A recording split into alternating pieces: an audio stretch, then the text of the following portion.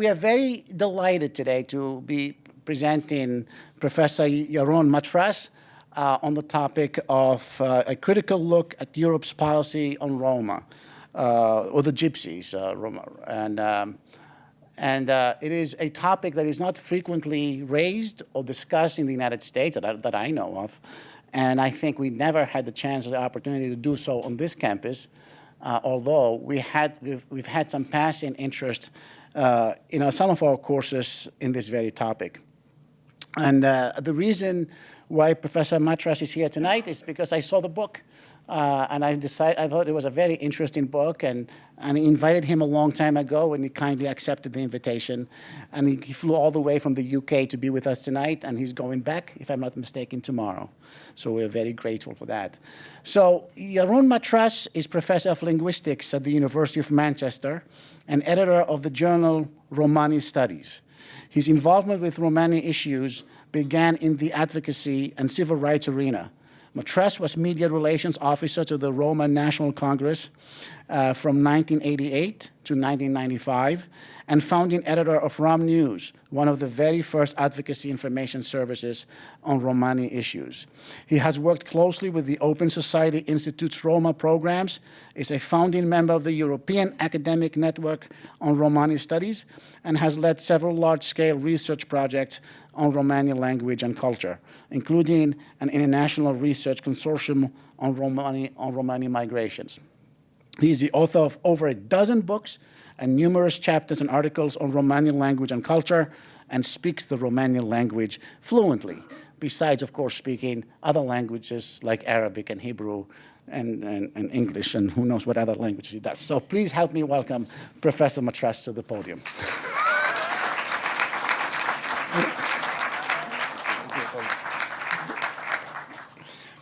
Thank you for this very kind introduction and for the invitation. I'm really very excited to be here. There is a sizable Romani minority in the United States, actually, but it doesn't really stand out very much among the many, many descendants of numerous groups of immigrants who've made this country their home over the past 150 years or so and are now dispersed across the United States. The situation in Europe is rather different. There, the Roma constitutes a very distinct and perhaps in many respects also a unique minority. They are non-territorial, that is, they are dispersed across the different European countries and do not constitute a majority or even the significant group of population in any one particular region. And there is also no region that they regard as their own or claim to be their own. They also lack established community institutions, and arguably for that reason, they also lack ownership over their own public image of themselves.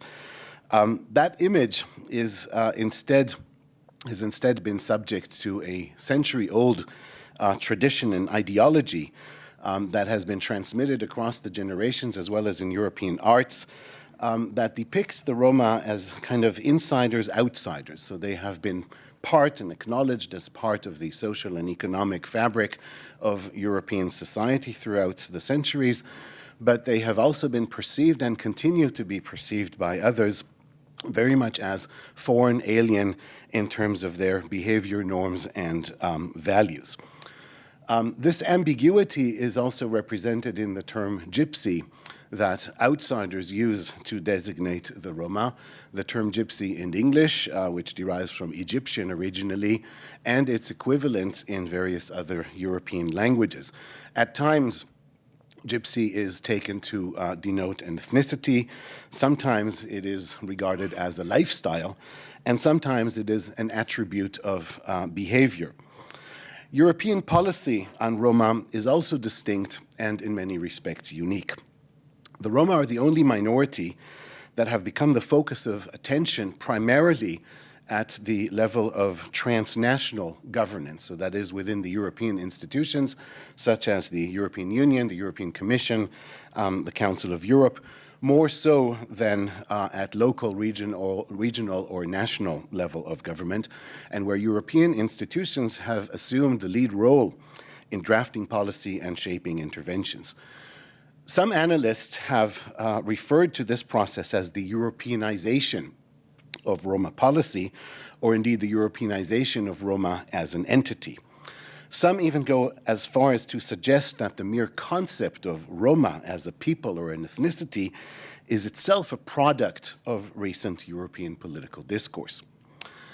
This latter suggestion may seem absurd to anyone who has had close encounters with Roma, but just the idea that Roma need to have their identity constructed for them by external institutions is itself very symbolic of the confusion that surrounds the conceptualization of Roma identity in public, political, and intellectual discourse.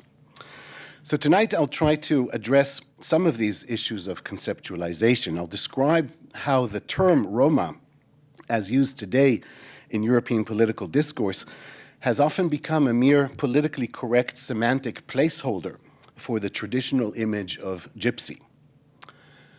When Roma refer to themselves in their own language, Romani, which is a language of Indian origin related to languages like Hindi, Punjabi, Gujarati, they call themselves Roma to denote a people that is spread across different territories, people who share a language, various customs and traditions. Gypsy is not, in that respect, a direct translation of Roma.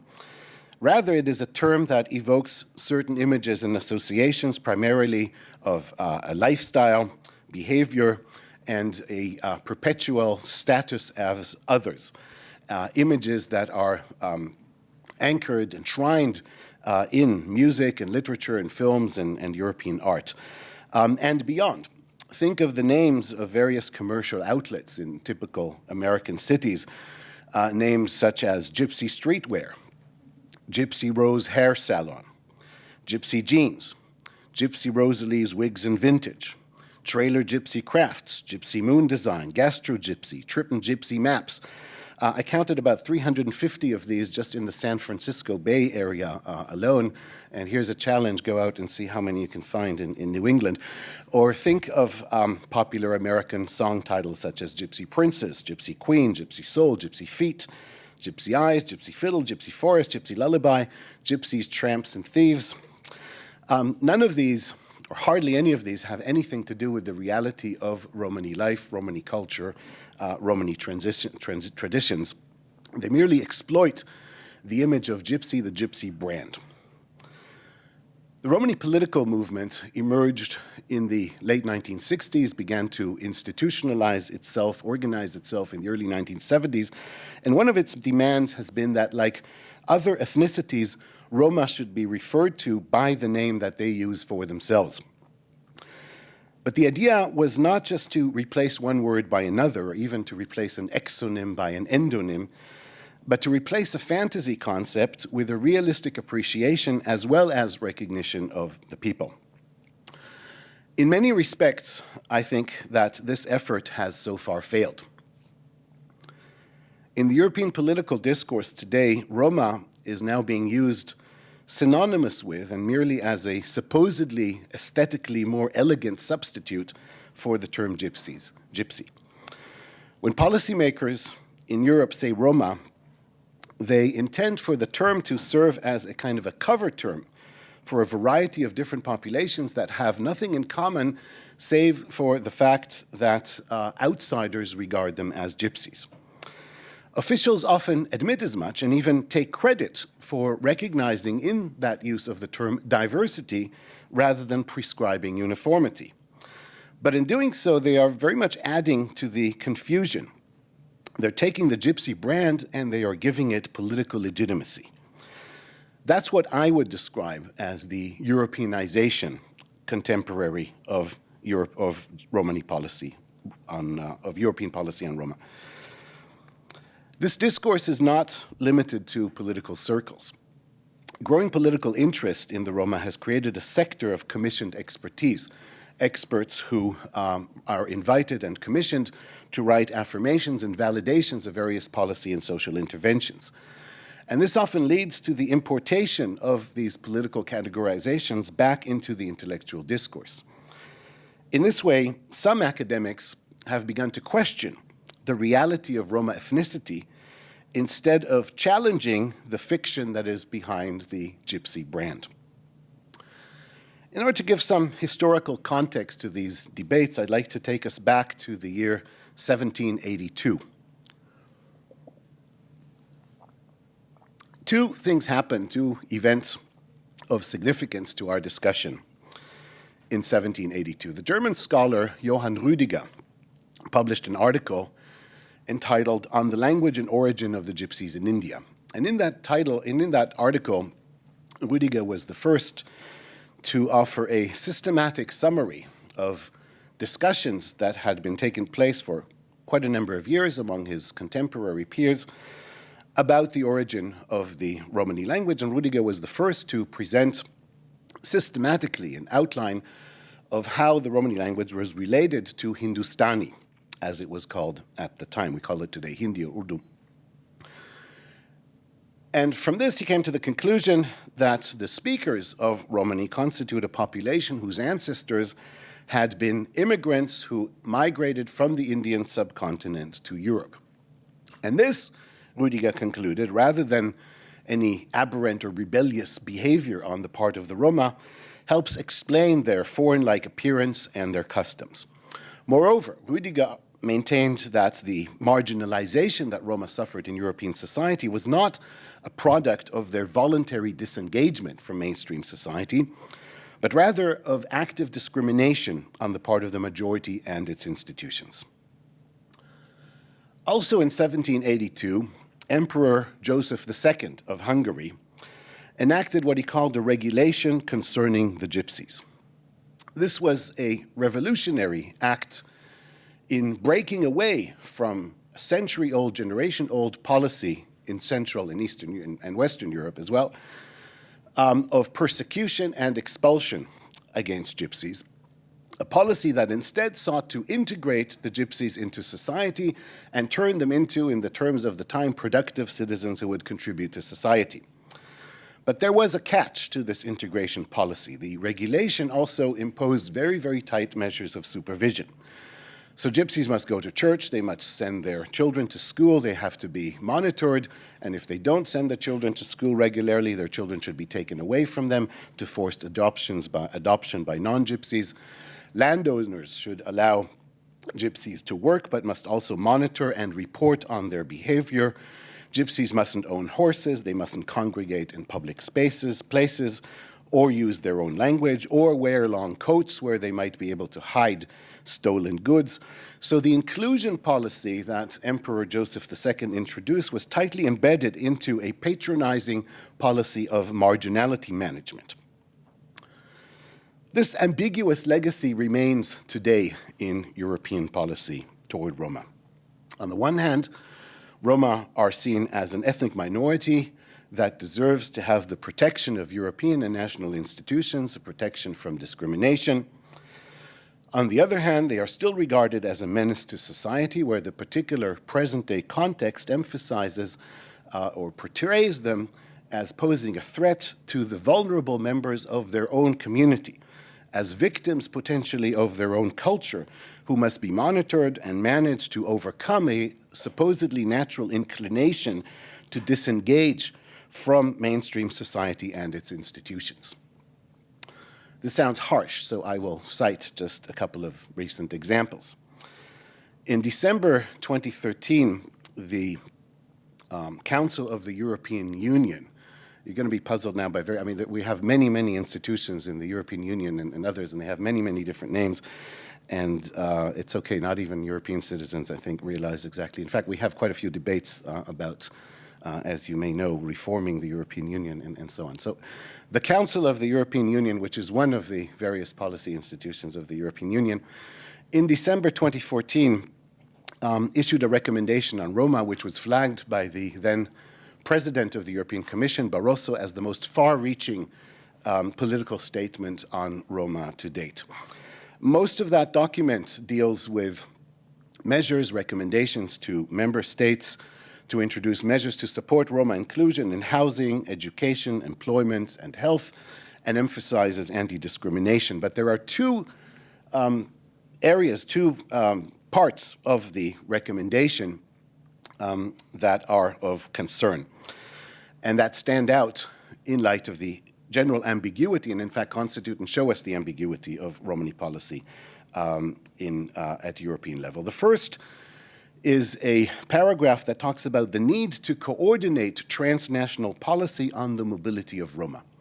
Now, we are talking about citizens of the European Union who have freedom of movement within the European Union. There is no singling out of any other population, ethnic, cultural, or religious, for any measures that should be coordinated among member states in order to regulate their movement within the European Union. That completely contradicts the spirit of the European Union's treaties on freedom of movement. And yet Roma are singled out, and not just singled out in any kind of backyard, backdoor, side recommendation, but in the one recommendation that is flagged as the most far-reaching breakthrough in terms of European policy on Roma.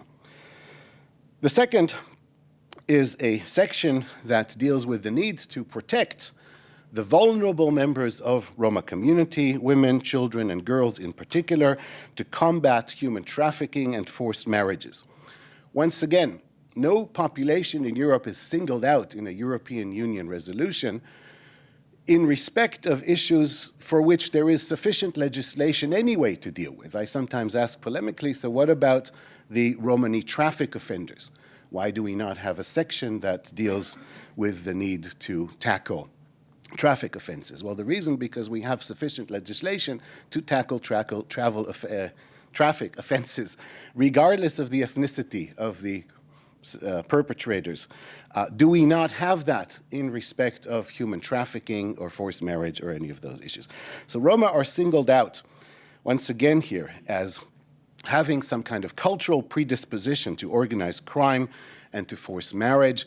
And the problematic aspect in particular is that today's measures of containment and control are wrapped up in a supposedly progressive discourse of caring for the vulnerable, depicting Roma as victims of their own culture and of their own communities, and the institutions as those who need to protect them from themselves. Another example, in May 2015, the Council of Europe's, another European institution, the Council of Europe's ad hoc expert committee on Roma, it's not very ad hoc, it means meets regularly and has been meeting for some 20 years, met for one of its regular meetings, and on the agenda were various issues of combating anti-Gypsyism, anti-discrimination measures, but also, and I quote, how to address and combat human trafficking within Roma communities with a focus on street children and prostitution, and how to promote gender equality within Roma communities with a focus on early and/or forced marriage.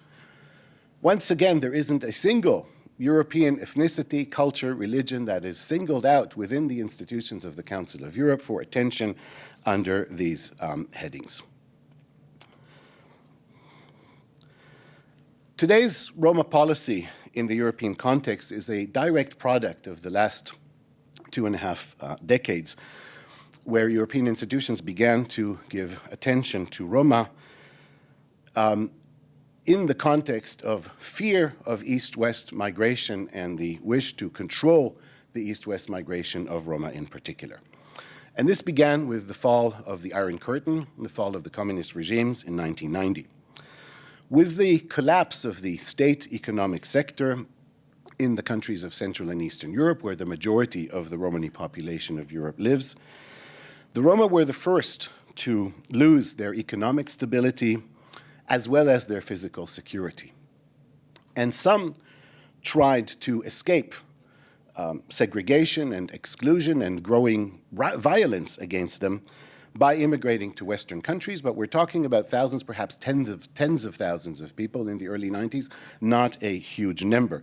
Nevertheless, they were conspicuous. They arrived and were visible in some major European cities, putting public pressure on policy to take measures against them. And the general policy of European governments at that time was one of removal of these migrants back to their countries of origin in Central and Eastern Europe.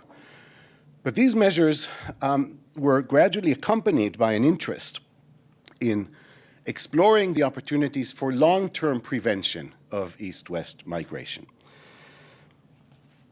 In that context, the European institutions began to commission reports to investigate the causes of migration.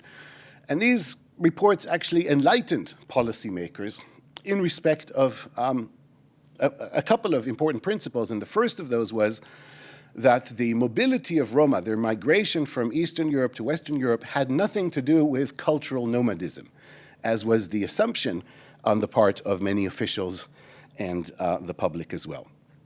And the second was that rather it was an outcome of a growing feeling of marginalization and insecurity. So Roma were refugees, not political refugees in the strict sense of people who were individually involved in political activities, but rather refugees in the sense that they were subjected to a wholesale discrimination on the basis of their ethnicity and background. So the quest to find a way to prevent Roma migration from east to west, and so to intervene and tackle the causes of such migration in the east, led to the emergence, very rapid emergence in the early 1990s of a human rights discourse looking at Roma, giving recognition to Roma under the heading, for example, of the brief of the OSCE High Commissioner for National Minorities. All of a sudden, Roma were considered a national minority rather than a lifestyle. Recognition of the Romani language in various resolutions, thereby acknowledging the Roma as a linguistic minority rather than a social behavior. And culminating in the Council of Europe's awarding to the Roma of a consultative status at the Council of Europe, recognizing Roma as political agents and as important participants in the political process that affects their destiny. With the extension of the EU in 2004 and in 2007 to include also Romania and Bulgaria, both states that have a very high population of Romani background, the targeted policy of removal became obsolete in principle. So as these countries were now members of the European Union, they were part of the treaties of freedom of movement, and their citizens were allowed to move freely and settle and resettle within the European Union. So with the policy of removal, at least in principle, now obsolete, attention turned to the criminalization of Romani mobility.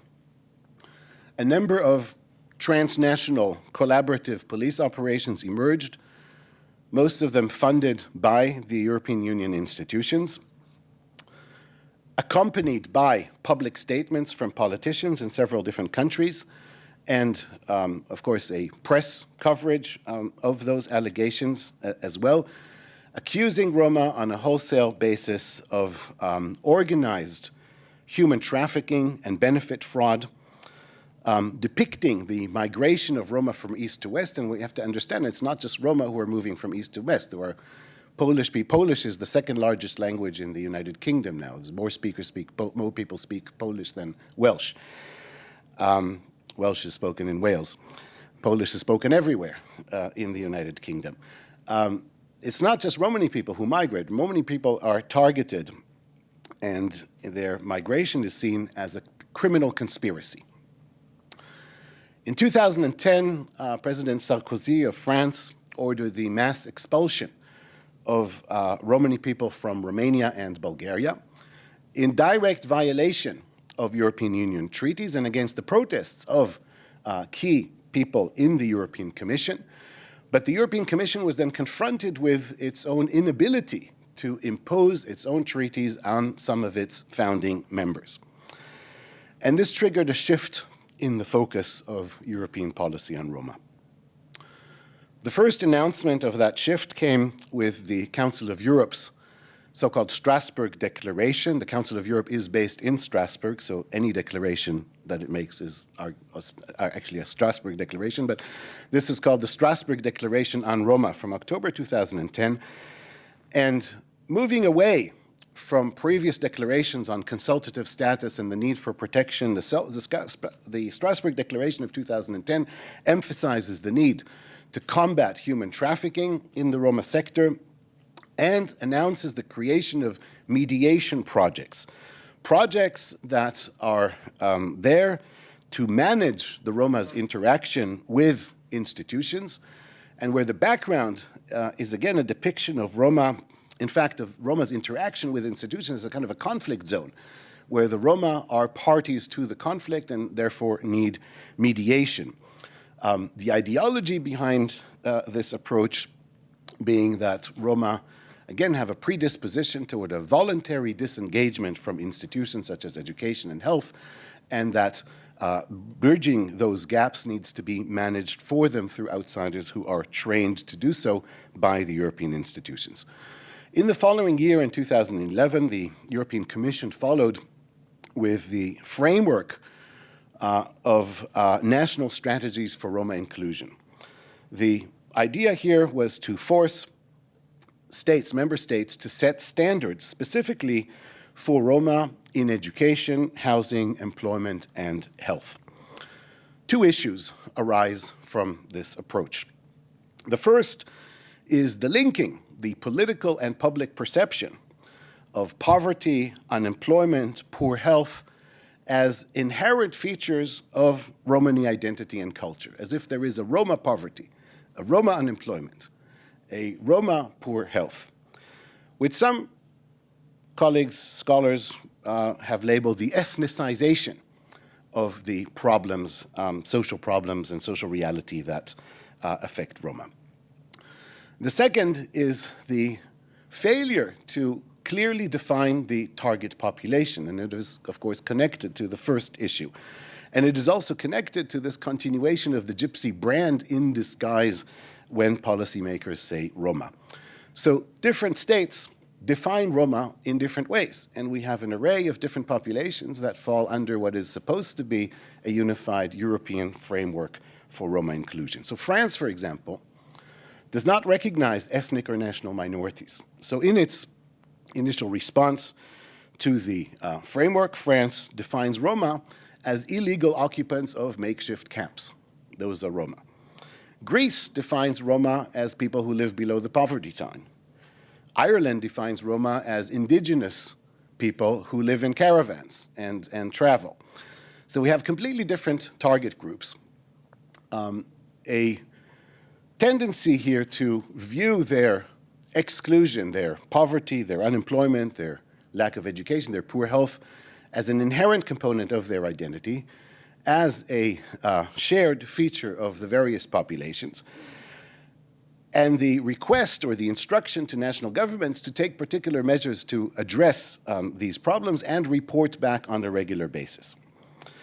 Within a few years, by 2015, so last year, the realization was there and also admitted in policy documents that the national strategies have failed to deliver. They have become a mere reporting mechanism, with governments often reporting on initiatives that are not even government initiatives. So taking the work of various NGOs and say, this is what we're doing to support Roma inclusion, or indeed taking measures that have been there in place for 10 years or more before the national strategies were launched.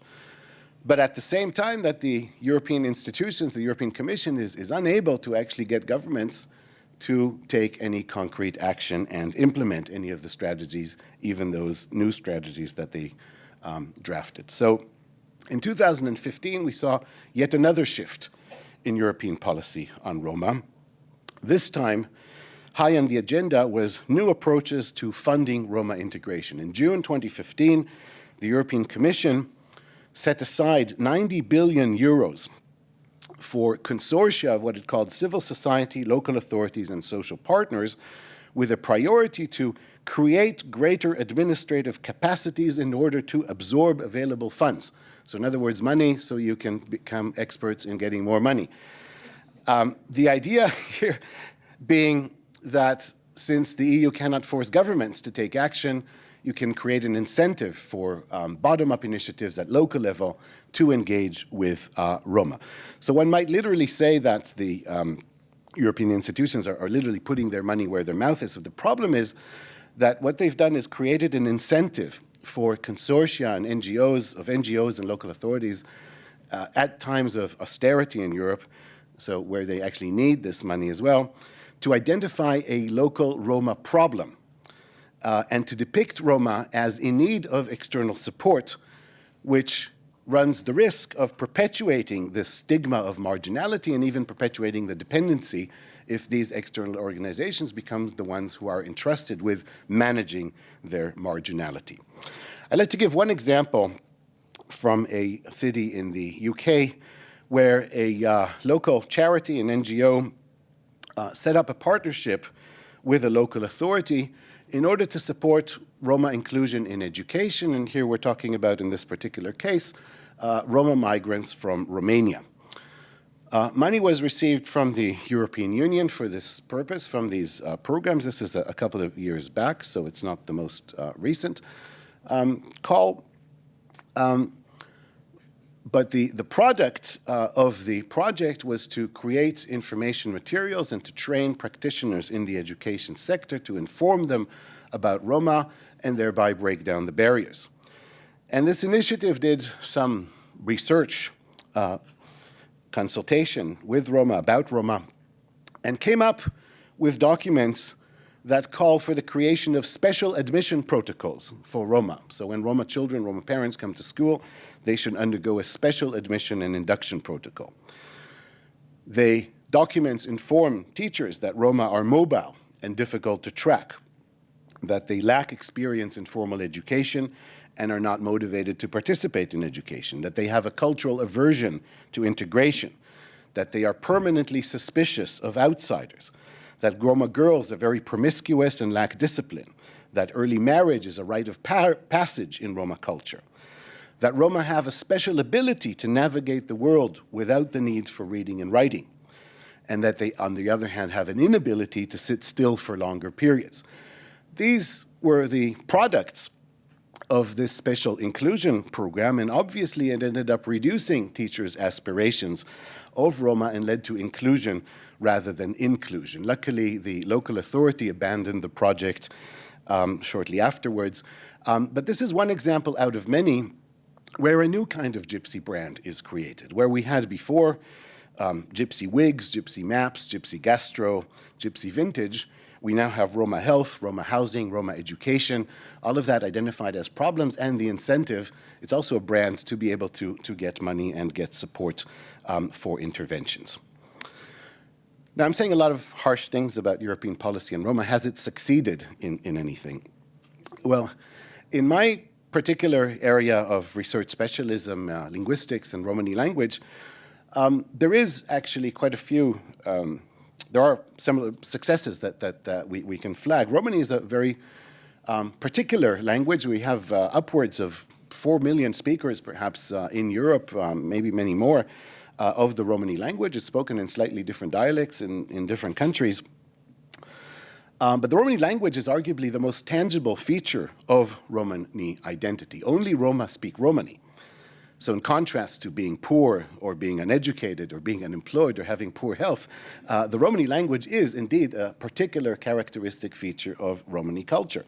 And so it makes that an obvious target, an obvious object for targeted policy. Because of the dispersion of the Romani language, the fact that Roma have not had traditional cultural institutions of their own, the fact that no regional or national governments takes responsibility to support Roma culture, a transnational approach to supporting and safeguarding the Romani language is actually very appropriate. And that approach, led by the Council of Europe in terms of educational activities, but also by the European Union, the European Commission, and the European Parliament through various resolutions and support, but also through funding for projects. Projects have emerged that take a very innovative approach to literacy and education in the Romani language. There is still very little implementation of those projects, but there are many creative ideas that are around and are being discussed and pooled among potential stakeholders. And one of those is to actually embrace the pluralism of dialects of Romani and the various ways of spelling the language that people are using on social media and locally and regionally. A turn actually in the whole concept of what is literacy, the moving away from this top-down notion of a codified standard, a notion that we've been living with for more than 1,000 years and take for granted that a standard language has to have this kind of spelling that F is spelled with GH and so on and so forth, because it's tradition in the word laugh. and so on, because it's tradition, and taking that for granted and not questioning it, whereas young people today, and those who are actually writing Romani, our young people using social media, are constantly experimenting with their own orthographies and dialect forms. And so embracing that and turning that, making that into a virtue and capitalizing on that is an approach that makes sense and is possible in the context of transnational approaches and transnational institutions of governance. And that's where the European institutions have made a very valuable contribution. They have also been very supportive of networking among Roma activists and have established a transnational community of Roma activists and Roma intellectuals. Arguably, they have also made many Roma intellectuals dependent on what might be regarded as a Roma sector. They've channeled their aspirations and perhaps even reduced their aspirations to benefit more specifically from projects that manage and mediate for Roma.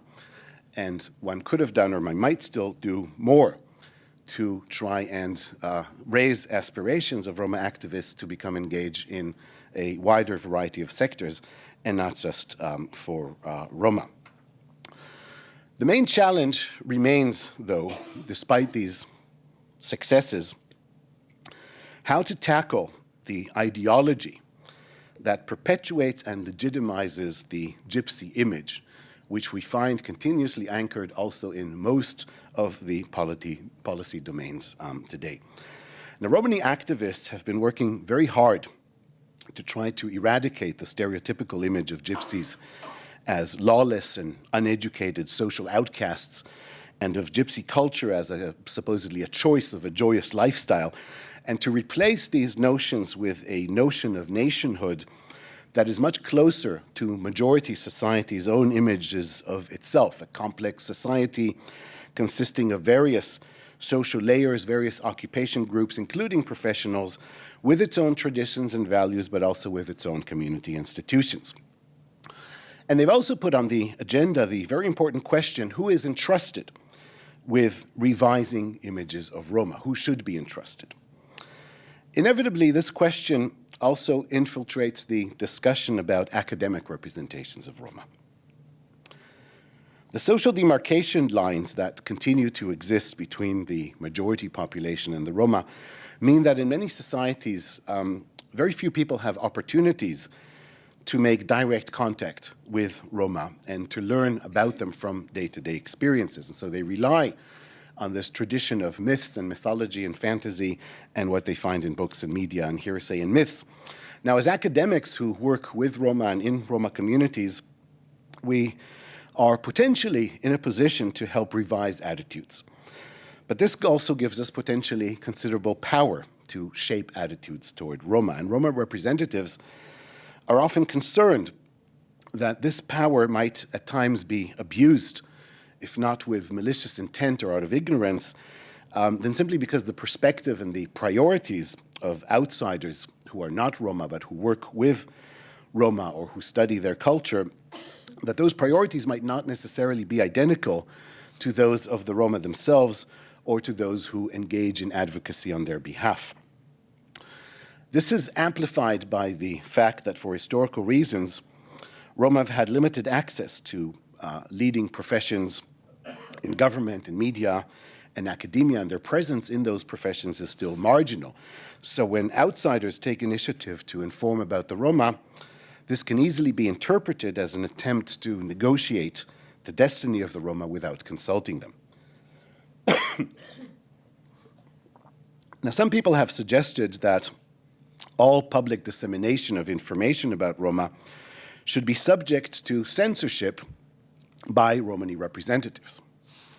There's an obvious danger here that freedom of information and freedom of debate might be curtailed by considerations that can serve the short-term interest of individuals or individual sectors, but not necessarily the greater good of all.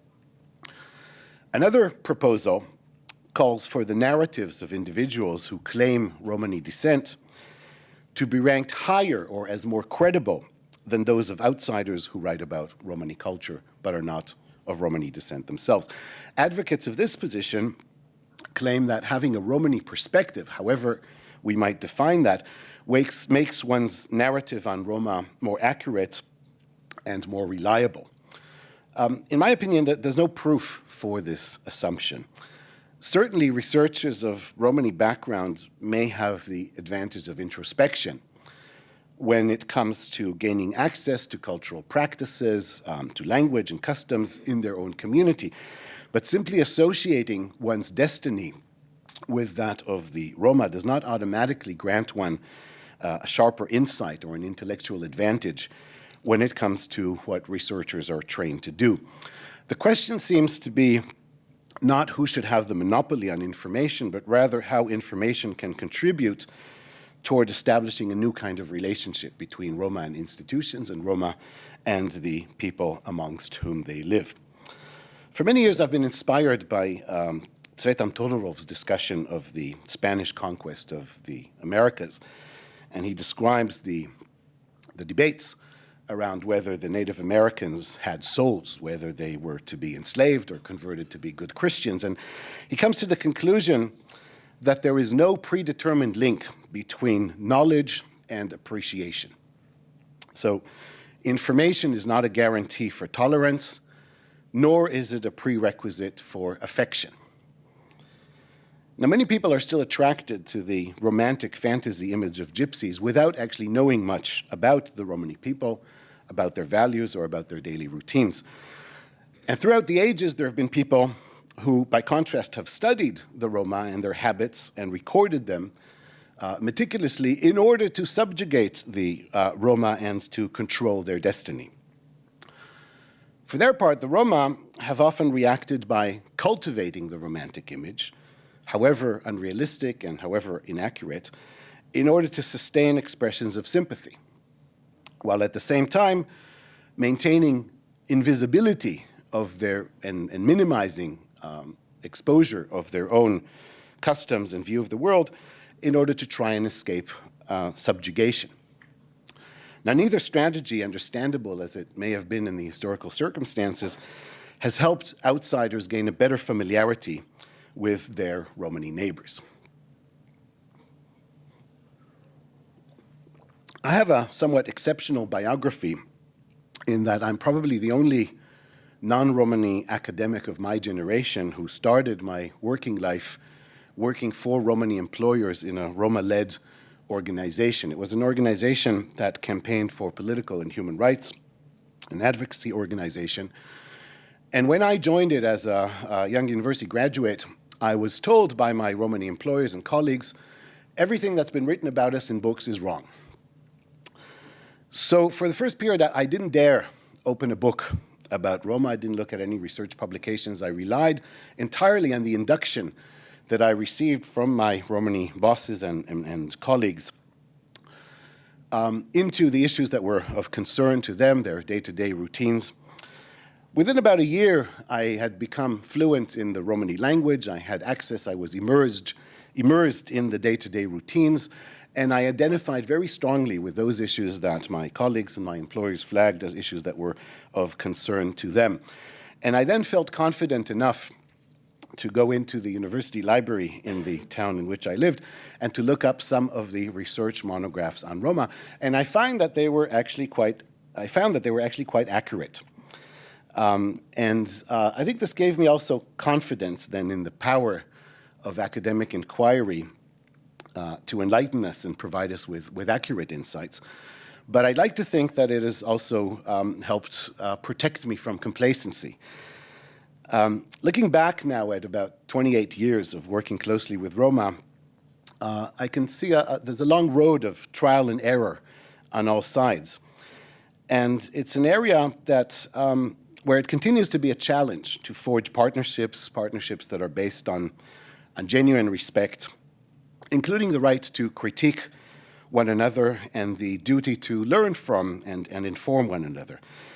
For me, it's been an experience that's been very demanding, but it's also been very exciting and very rewarding and has very much enriched my life in a rather extraordinary way. I look around today, I see many, many initiatives, and I look at those with great satisfaction. There's a lot of ventures of collaboration and partnerships between academics and Roma, and a proliferation of such initiatives, in fact. And I very much look forward to seeing such ventures continue to flourish. I hope very much that they will not be mere arrangements and alliances of convenience, but alliances of true conviction. Thank you very much.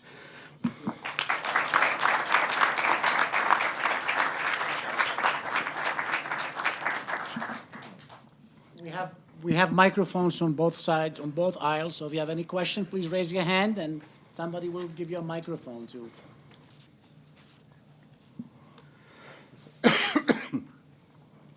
All right, we've got a question over here. Hi. So I'm a PA student here at UNE, and I guess my biggest question is, as a member of the healthcare community, what should my most important, what's your most important piece of advice for me if I ever do end up dealing with a member of the Roma community?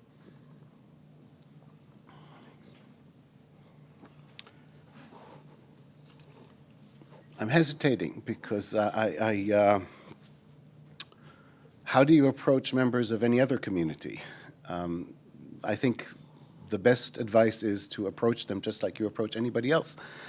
And if you're curious about their culture, or if these are people who are recent immigrants and there are language barriers, communication barriers, as there often are we live in multicultural societies and multilingual societies, then what we need is, first of all, an awareness that communication can affect practice, in your case, treatment and advice that you give to clients.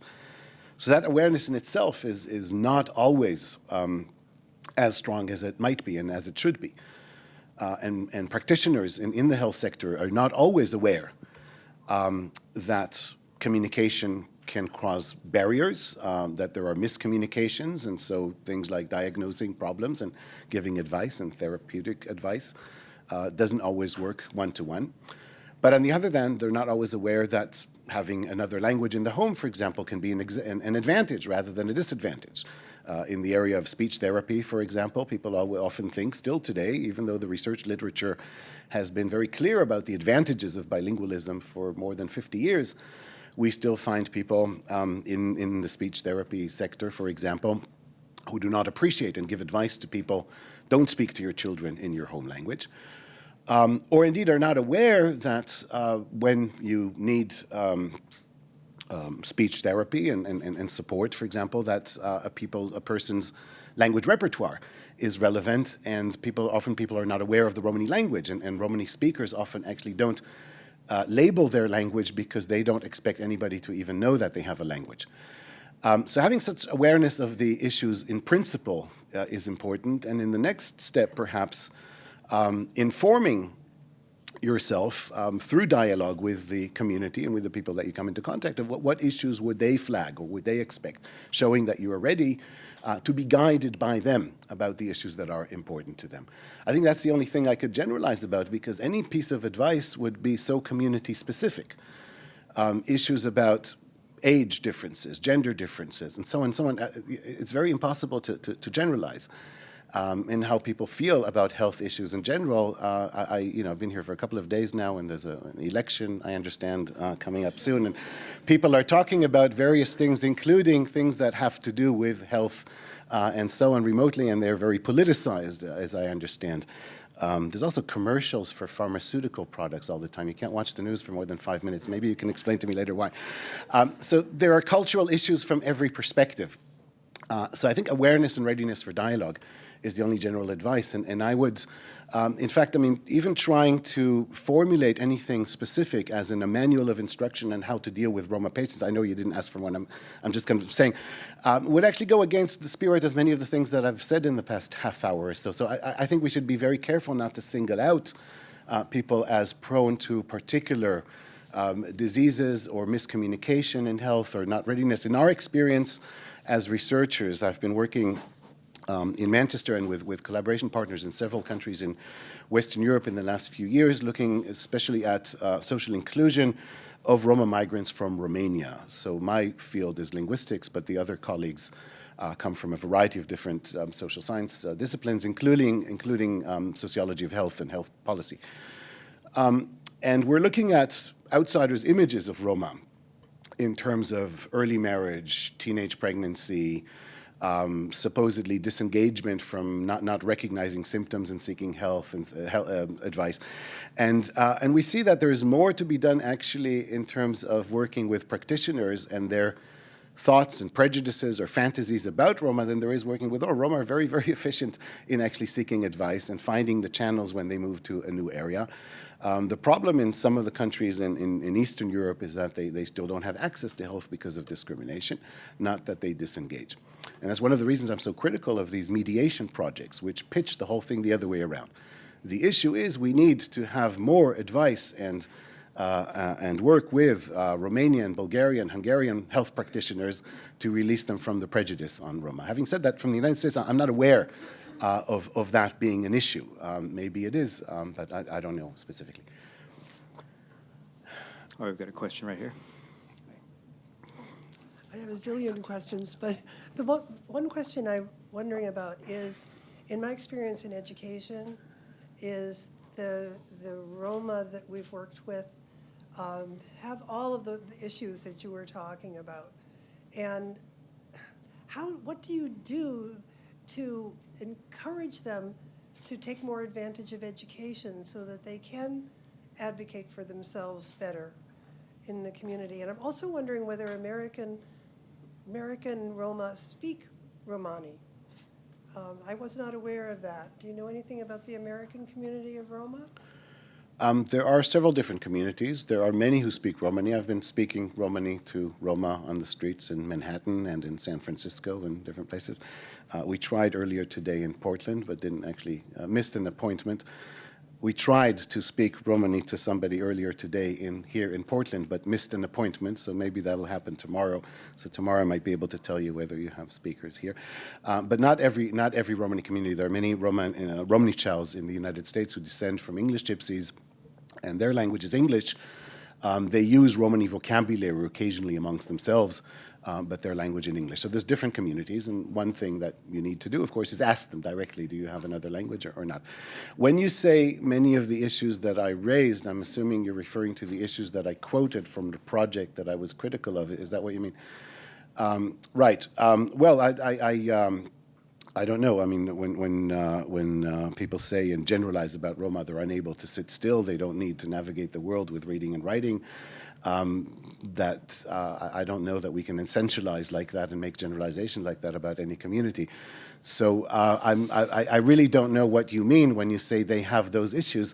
Well, I guess what I mean is, for instance, in education, I'm talking about 10 years ago when I was working in school system, the parents didn't seem to value the education, they just seemed to be paying lip service to the requirements that children go to school. Yeah. How can we, is it important to even, is it important to even encourage the Roma community to value what we consider as education? It seems to me that would be an answer to an awful lot of the issues there. But is it worth it? Is it even worth it to try to encourage them to engage in education in schools? It's worth it to have any opportunity open to them that is open to anybody else. And if there are particular barriers, then to try and remove those barriers.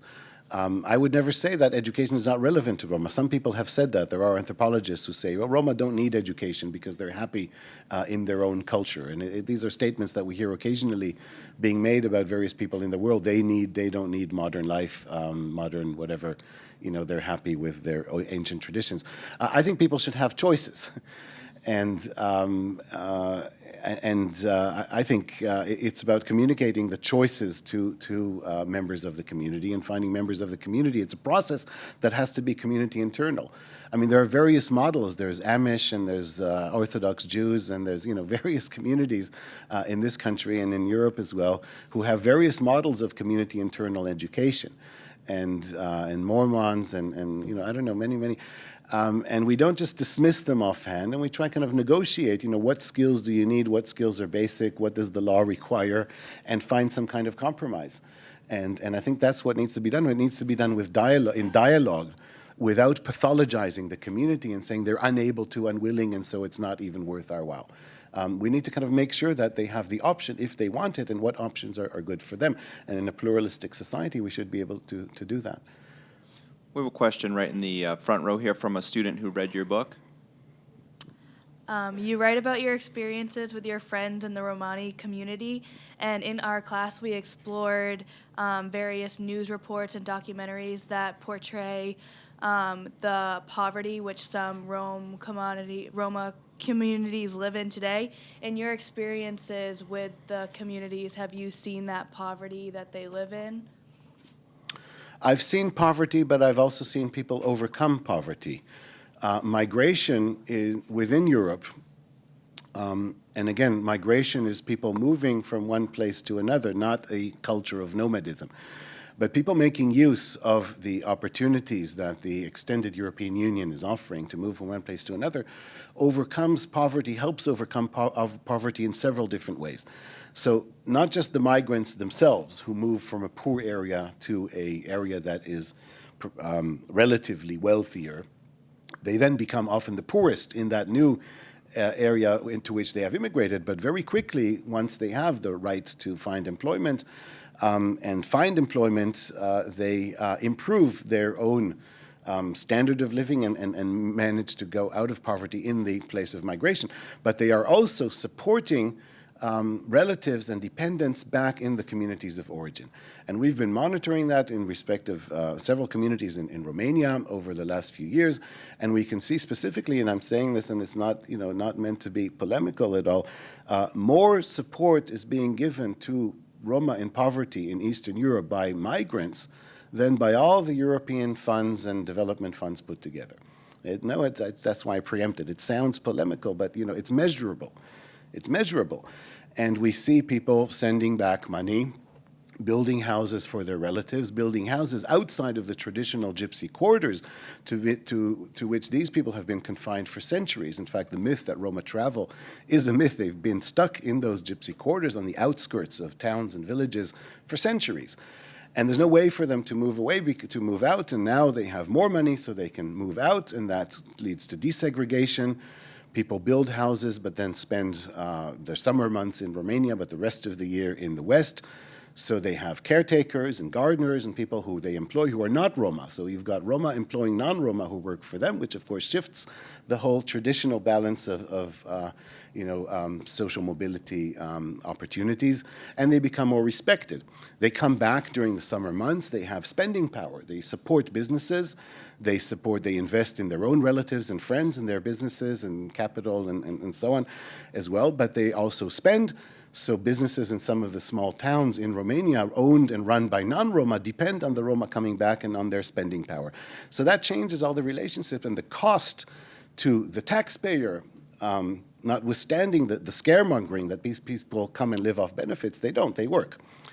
Okay, so is minimal compared to the 90 billion euros that the European Union is putting aside to support incentives that are actually there to perpetuate the stigma, because they're there to say that Roma, are unable to engage with education, unable to engage with health, and therefore they need us to take them by the hand and babysit them. One more question from the front row, and then I'll move and give others elsewhere a chance to participate, I promise. Here you go, ma'am. I was just wondering, since there are so many Roma in Europe, from country to country, how many intermarried with people from that country, and is there a difference from country to country? Mm-hmm. So those who have intermarried and become part of that country. Yes, that's very difficult to measure for several reasons. Those who intermarry and leave the community, because they're no longer part of the community, we don't see them when we go to the community to see who's Roma. And it's very hard to go out and search for them. So it's easier to find those who've married into the community, and sometimes there are.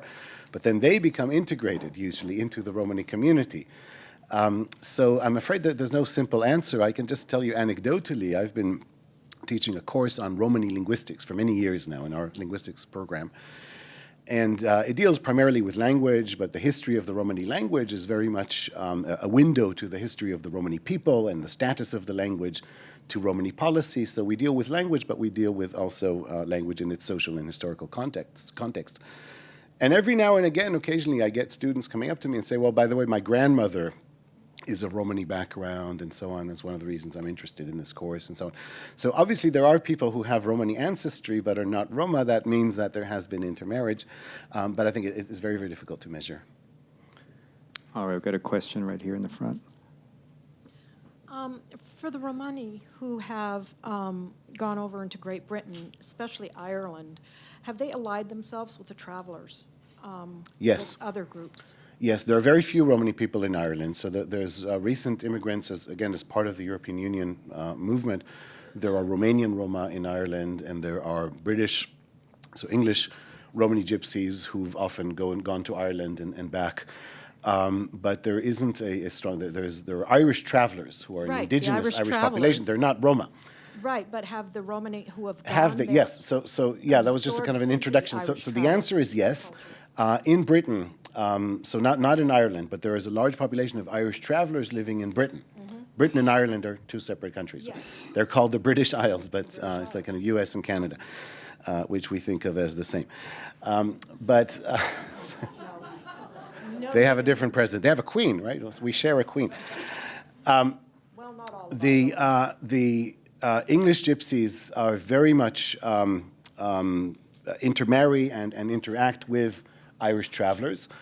That doesn't break down the boundaries, and people are very much aware who's what.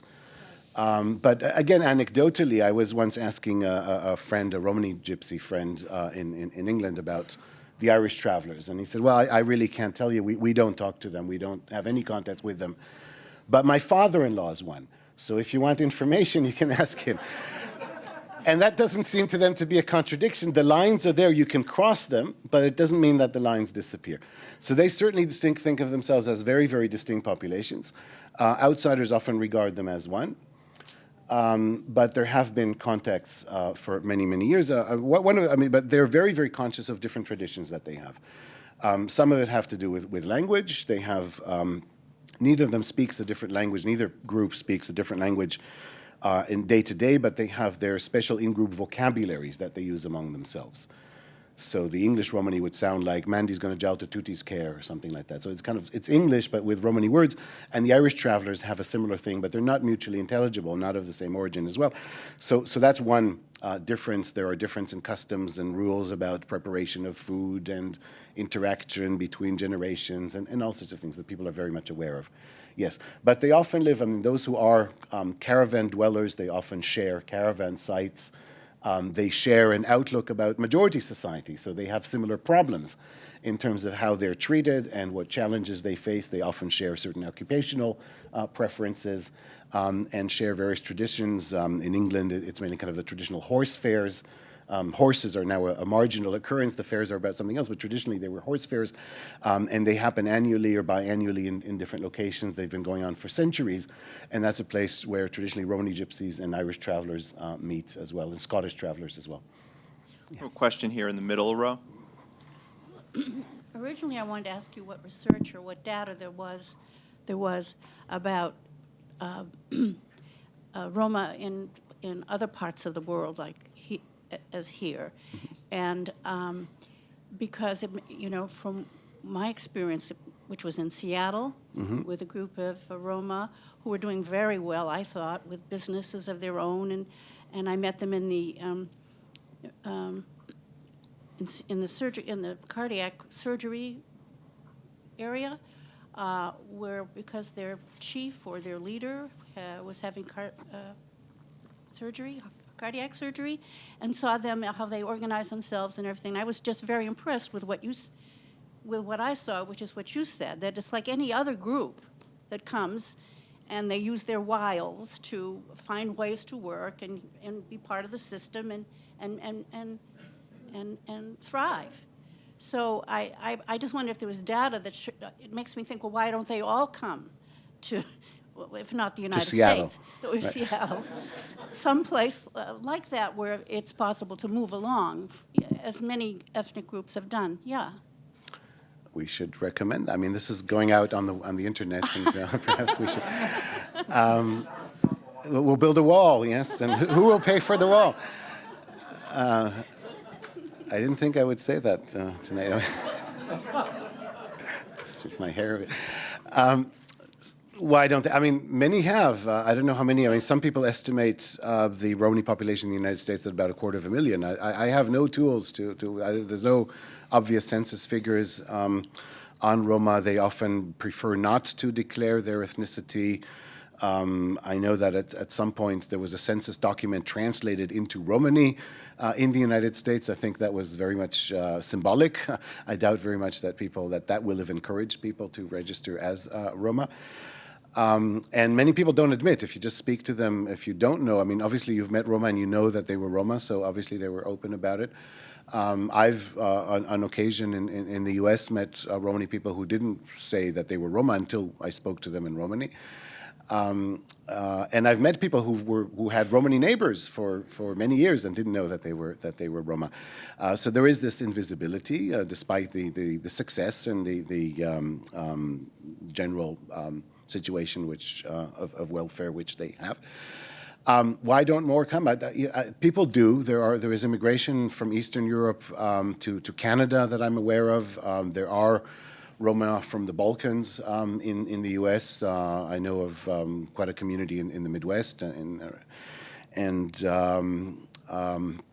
otherwise, I suppose there are obstacles.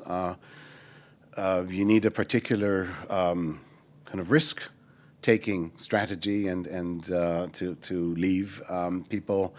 I would imagine that one of the major obstacles is precisely the fact that one of the key elements of Romani cultural and tradition is the relevance of the extended family. So the social unit is really the extended family, and there is a network, and that provides a network of support.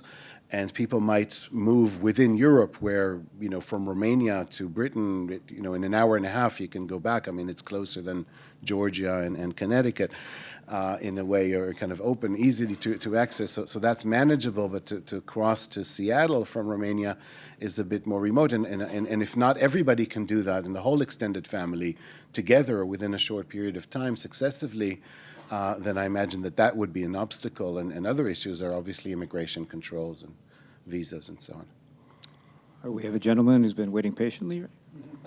Thank you. I know that your talk was oriented toward contemporary Roma and European policy issues in particular, but could you talk a bit about the original migration so far as it's understood? When did it take place? Was it fairly short in duration, or did it go on for centuries? And why do scholars think the migration took place? And did they have Roma tended to end up historically in Europe, primarily in Bulgaria and Romania, or are there populations in other areas that we haven't heard about? Are there stragglers in lower Balkan, more southern Balkan countries that we don't know about so much? Could you just set the historical context a little bit in a few minutes? Sure. With the original migration, I'm assuming you mean from the Indian subcontinent to Europe. I'm perfectly fine with that characterization of it, but we have colleagues who would dispute that anything is original, because taking anything as original would be arbitrary.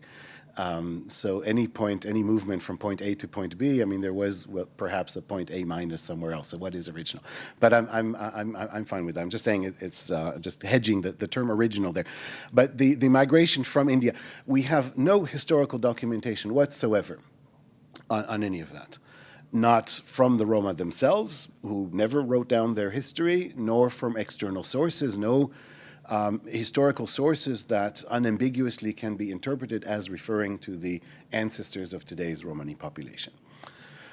So there's conjecture, there's circumstance, there are various historical sources that are impressionistically interpreted as if they might refer to the Gypsies because they refer to musicians in the court of the Persian king and so on. But it's our image of the Gypsies that we project onto those texts rather than those texts telling us unequivocally that these are the ancestors of today's Roma.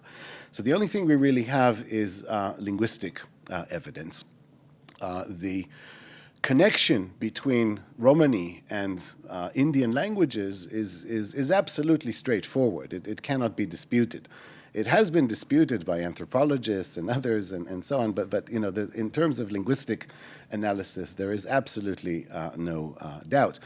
And we're talking about not just words, and let me be clear about that. Some people think that language is words. And words are an important part of language, but they are not. In fact, they're the most volatile part of language. So when we assess relationships between languages and historical relationships between languages, we're looking at grammar and grammatical inflection. So things like think, thought, break, broke, you know, those are the kind of indicators that we're looking for rather than just vocabulary.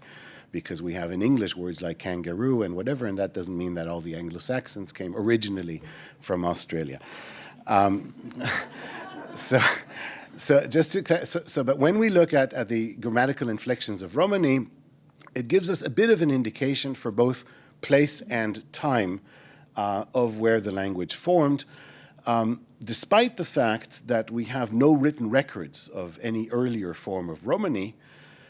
There is a lot of writing, of course, from India. People have been writing Indian languages for thousands of years and at different historical times. Now, those texts don't tell us, first of all, they show us the written language, and the spoken language is always different. They show us particular written languages, and there were hundreds of languages, and there still are hundreds of languages in India that aren't written down. So it gives us a very, very rough approximation, and probably not even to the century, but we get some idea of when the languages changed and how.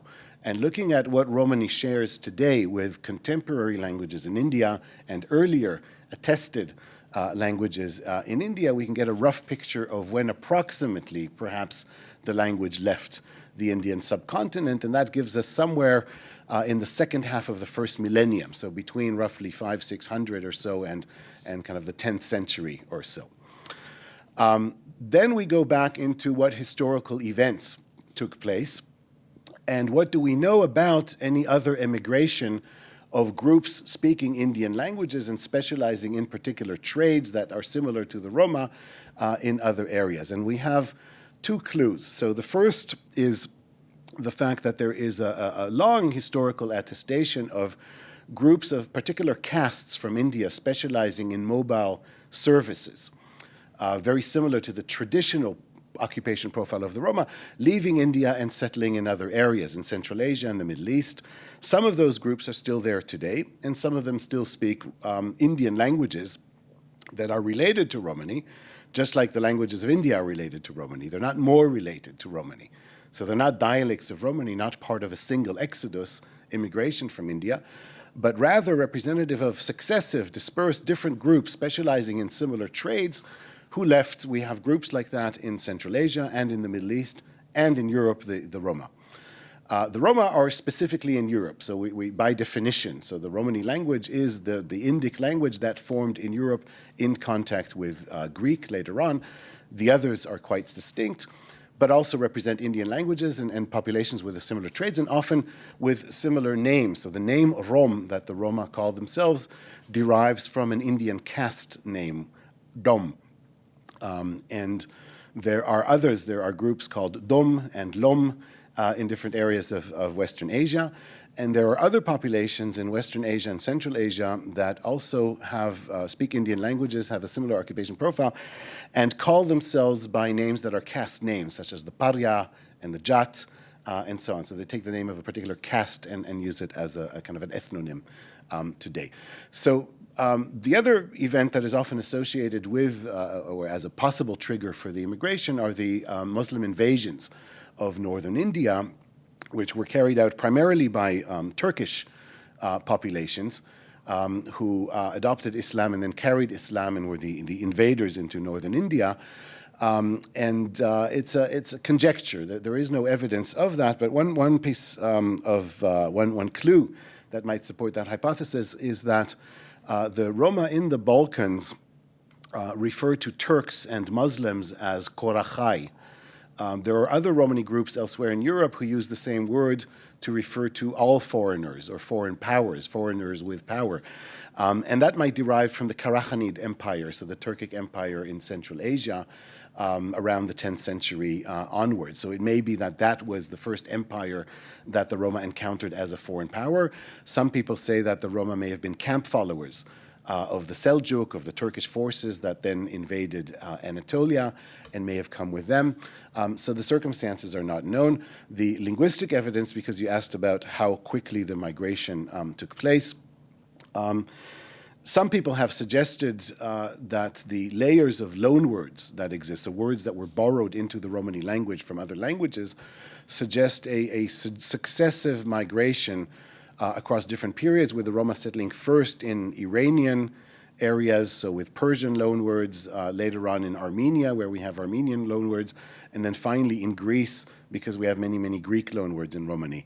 I think that is based on a mistaken reading of the map. It refers to today's geolinguistic map, not to the one from 1,000 years ago, when we should be looking. And if you look back 1,000 years, all of those languages were really spoken in Eastern Anatolia. In fact, until about 100 years ago, Eastern Anatolia was a very, very multilingual area where you had Aramaic, Armenian, Kurdish is still there, Greek, and all of those languages in one place. So I think that the migration was rather rapid. Now, they didn't have United Airlines and so on, but as rapid as it could have been at the time from India to there. I mean, there's no evidence that it wasn't, and that there was then a period of settlement in Eastern Anatolia, which was then Byzantine. So the major language of administration and state and so on was Greek, but there were other languages there. So that would have been around the 10th, 11th century, perhaps. I think that's as far as we know, and there's a lot of debates, but I think until we uncover any evidence, I think it's very unlikely that we will uncover any evidence. There's not much we can do to revise that theory, I'm afraid. There's another one right down front here. I'm wondering if I know that the Roma are known for their music and I think theater, but I'm wondering if there are specific cultural arts that, as far as fine art or poetry or literature, that are specific to the Roma. There are individuals who have engaged in writing poetry and literature and fine arts. And to the extent that those individuals find it interesting to come together and form some kind of alliances that will look at Roma arts or Roma performances, then I suppose we have an emerging community of Roma artists and literature and poets and so on. But I think that's as much as we can say about it. There is no unified tradition, in fact, not even of music. Roma are known for their music because it's the one place where people tolerated them and celebrated them on stage. So it's one of the niches that they were able to occupy as performers, but they actually, there isn't, I think most, it's not my area of research, but most ethnomusicologists, I think, would dispute that there is anything like Roma music. There is perhaps a Romani style of music, or a Romani role that Romani musicians have in terms of performing. And some people have pointed out to this unusual combination of being professional but improvising at the same time. And this is something that we find in modern day popular music to some extent, but in traditional music it didn't exist, and that was something that was unique to the Roma. But again, that is the logistics of it rather than the actual instrumentation. The other aspect is, of course, because Roma work generally within the family, so performances with the family and they're mobile, you need to carry your instruments with you. So that, of course, restricts the inventory of instruments that you have, and that in turn has an influence potentially on the repertoire that you can play. But again, that is all the logistics. I think people would dispute that there's a general Roma style, and certainly the Romani people that I know listen to very, very different styles of music and very much often complain about the music that other Roma listen to, which is a good indication that there isn't such a thing as Romani music as such. We have a question from a woman who is watching the lecture online right now, from somewhere here in Portland, and her name is Eva McVicker. I hope I'm pronouncing that correctly. And this is her question. I grew up with deep cultural prejudices ingrained in all parts of culture and even language in my home country. I am Czech by birth. Even though the Czech government and some media are trying to be politically correct, little has changed. I'm afraid in the overall situation for the Roma community. The integration has been unsuccessful. Some of my close friends and relatives are expressing freely racist comments casually the same way as 25 years ago. I wonder, what is your outlook for the 21st century Central and Eastern Europe Roma population? Do you think together the process of democratization in these countries will be a factor? Well, democratization has been there for 25 years, so I don't know that I'm in a position to say that I have a very optimistic view for the next 25 years. And I've been very critical about the European policy, and I think I also mentioned at the very beginning that is actually Europe, the European institutions, that are taking the lead rather than the national government. So I would very much agree, unfortunately, that the Czech government and other national governments, despite occasional initiatives, are not, on the whole, have not been successful in tackling and changing the situation. And if the lead has been taken by Europe, and I've been quite critical of the direction of European policy in recent years, then I'm afraid that my outlook is not particularly optimistic unless there is a radical change in that attitude. Now, where will a radical change come from? It won't anytime soon come at the national or regional level. It is unlikely to come at the European level with the direction that we're seeing now. And even if it did come from the European level, with the skepticism that we're seeing all across Europe against European institutions, directed now against European institutions, it is unlikely that they will succeed, even if they did change radically in a very positive direction to implement that in the nation states. There is one point that I'd like to pick up on, though, in the wording of the question when you say integration has been unsuccessful. So while I agree and subscribe to the pessimistic scenario and the disappointment as well, I would take issue with the word integration. Integration is often used to mean the inclusion of those who have so far been excluded. I agree that that hasn't been successful, but I think we must make sure that we emphasize that it's not, and indeed you did say that when the next sentence I think was prejudice prevails. So indeed I'm just emphasizing that you cannot have by definition inclusion when you have exclusion. And getting rid of the active exclusion is the first step that we must take in order to ensure inclusion and integration. And I'm emphasizing this because all too often at national level, regional level, European level, people are putting the blame on the Roma. They disengage. They don't want to integrate. They don't want school. They don't want health. They don't want work. They just want our benefits. They don't want anything else. And when that persists, then you're never going to have inclusion, because inclusion means opening, breaking down the barriers, and giving people opportunities. Let me just give you one example. Romania and Bulgaria joined the European Union in 2007. Their citizens were allowed to move freely then from that point on within the European Union. But several Western countries imposed restrictions on employment that were only lifted in 2014. Including the United Kingdom. So citizens of Bulgaria and Romania were not allowed to take up employment. They were allowed to come to the country. They were allowed to be self-employed, but not to take up employment. And when those restrictions were lifted in January 2014, there was a lot of scaremongering. People said, everybody's going to come now from Romania and Bulgaria to take up employment. In fact, there wasn't a huge rise. There's been some rise, but not a huge rise in immigration, and it's been 2 years now. But it made a huge difference for the people who were already in the country. All of a sudden, they had access to employment. Now, we saw that in the young generation of Roma. So their parents came and were sort of small entrepreneurs or doing small businesses, washing cars and dishes and so on, and as self-employed. And the children were going to school to the extent they weren't excluded by hostile comments from teachers and so on. They were going to school. So the barrier there too to school was on the side of the teachers and the practitioners rather than on the side of the Roma. But when they went to school, by the time they graduated from school, they were now allowed to work, and they're getting jobs, and they're successful in getting jobs. And that is integration. Now, it wasn't the Roma who lifted the restrictions. It was the government that lifted the restrictions. They didn't consult with the Roma. The Roma made use of opportunities. So as soon as an opportunity is available, people make use of it because they are aware that that can allow them to improve their lives and their futures as well. And so it's that attitude that we need across the board, and we're not finding that attitude. We're still, people are institutions are putting the blame on Roma. All this notion of mediation, that Roma require mediation, it's bringing us back to Emperor Joseph II of 200 and something years ago. With these words, we thank you so much for this presentation, and thank you so much for attending. Thank you.